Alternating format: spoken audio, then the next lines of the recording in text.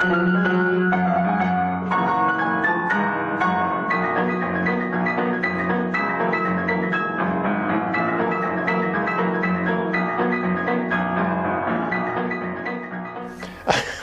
was a Boy Scout. I went to the Lake District, met some potholers in the valleys up there.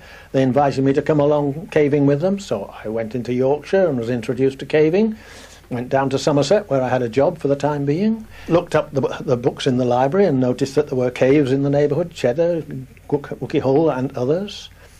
Met Balch, that was the key point, who in turn introduced me to the caving leadership down there, who took me down various caves, Eastwater, Swildon's. And Swildon's, having come to the bottom there and seen that sump, oh, there must be some way. It's a shame to let this lovely cave stop here. It goes another 4 miles as far as we know, right down to Cheddar. That was what it was thought at the time. And it started ideas running around internally. What could we do to get through? The simplest possible method of trying it, that is by breathing, in effect, breathing through a hose pipe, was the thing to try. So we tried it.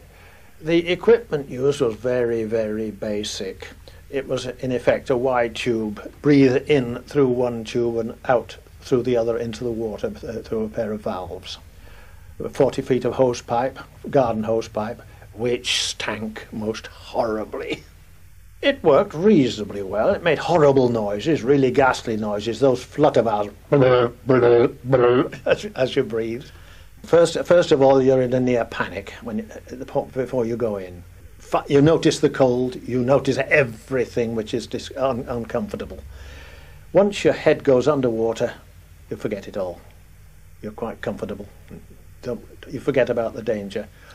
In fact, in the lower part of Swildon's hole, at one point, I realised that the situation was so ludicrous that I burst out laughing underwater. Lost my mouthpiece.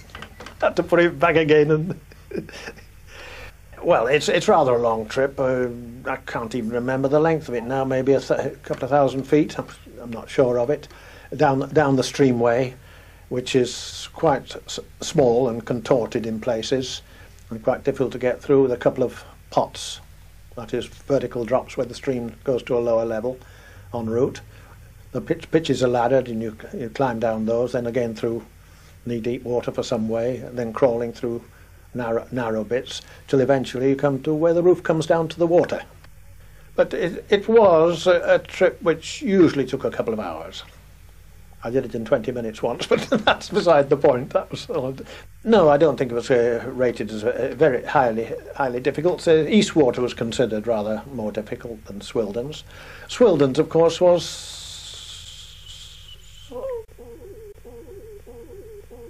characterised by its particular excess of water. It's a difficult place to get down unless it was fairly dry. The waterfall went right down the pitch which you had to climb.